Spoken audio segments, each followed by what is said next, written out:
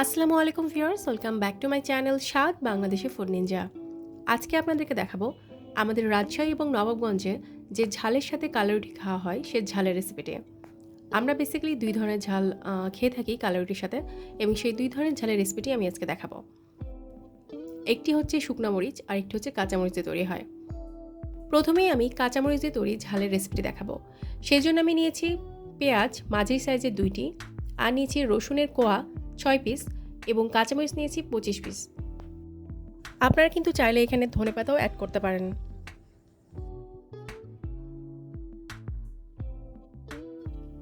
এখন সবগুলো উপকরণ আমি ব্লেন্ড করে নেব, আর সাথে দিয়ে দিয়েছি লবণ স্বাদ অনুযায়ী। তবে লবণটা কিন্তু এখানে একটু বেশিই পড়ে, আমাদের এখানে কিন্তু এটাকে নুন মরিচ বলা হয় আসলে, তো বুঝতে পারছেন এই জন্য লবণের প্রাধান্যতা একটু বেশিই থাকে। আর আমি কিন্তু এটা ব্লেন্ড করে নিচ্ছি, এবং খুব ভালো মতো ব্লেন্ড করলেও হবে, আর যদি চান তো জাস্ট একটু হাফ ব্লেন্ড করলেও কিন্তু খেতে খুব টেস্ট লাগে। তো আমি নর্মালি যেটা করা হয় নবগঞ্জ বা রাজশাহীতে সেটাই আমি দেখালাম। সব কিছু একদম মিহি হওয়া কিন্তু মোটেও প্রয়োজন নাই, জাস্ট মোটামুটি ব্লেন্ড করলেও চলবে। এখানে আমি অ্যাড করে দিলাম সরিষার তেল। মরিচের পেস্টের পরিমাণটা ঠিক যতটুকু হবে সেই অনুযায়ী তেলটা দিতে হবে, তেলটাতে যেন মরিচের পেস্টটা একদম ডুবে থাকে।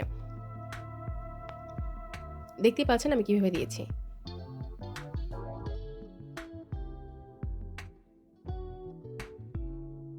কালাই রুটি দিয়ে মরিচের ঝালটি খাওয়ার জন্য একদম রেডি হয়ে গেছে। আর আপনারা চাইলে কিন্তু এটা গরম ভাত দিয়েও খেতে পারেন, খেতে কিন্তু খুব ভালো লাগে। আর যদি তরকারিতে কখনো লবণ ঝালের কম মনে হয় তবে কিন্তু এটা অনেক হেল্প করে। এখন আমি দেখাবো শুকনো মরিচের ঝাল তৈরি। তো সেই জন্য আমি শুকনো মরিচ নিয়ে নিয়েছি, এবং শুকনো মরিচগুলো আমি হালকা করে তাওয়াতে একটু টেলে নিয়েছি। খেয়াল রাখতে হবে শুকনো মরিচগুলো যেন পুড়ে না যায়। আমি নিয়েছি 2 পিস মাঝারি সাইজের পেঁয়াজ, আর নিয়ে নিয়েছি রসুন কোয়া। শুকনো মরিচ নিয়েছি 15 পিস, তবে আপনারা চাইলে সেটা কমও নিতে পারেন। যারা ঝাল কম খেতে চায় তারা শুকনো মরিচের পরিমাণটা কম দেবেন। এখন সব উপকরণ আমি ব্লেন্ডারে নিয়ে নিচ্ছি ব্লেন্ড করার জন্য। আর এখানে শুকনো মরিচের বোটাগুলো আমি ফেলে দিয়েছি।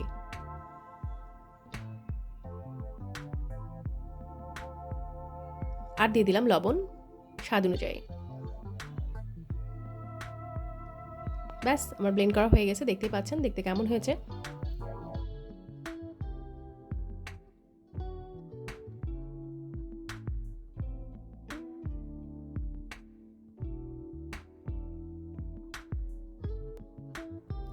অ্যাড করে দেব সরিষার তেল।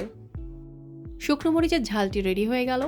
আর যারা কালার রুটির রেসিপি দেখতে চান তাদের জন্য আমি রেসিপির লিঙ্কটি ডিসক্রিপশনে দিয়ে দিচ্ছি, আপনারা চাইলে চেক করতে পারেন। এই দুটো রেসিপি কিন্তু আপনারা কালার রুটির সাথে সাথে গরম ভাত দিয়েও খেতে পারেন, এবং এই দুটো রেসিপি আপনারা বানিয়ে ফ্রিজে রেখে দিতে পারেন, মোটামুটি 1 সপ্তাহ পর্যন্ত ভালো থাকে।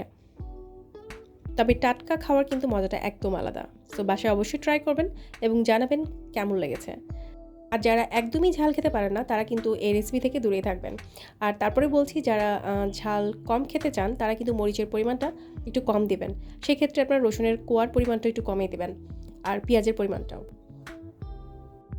রেসিপিটি ভালো লাগলে অবশ্যই সাবস্ক্রাইব করতে একদম ভুলবেন না।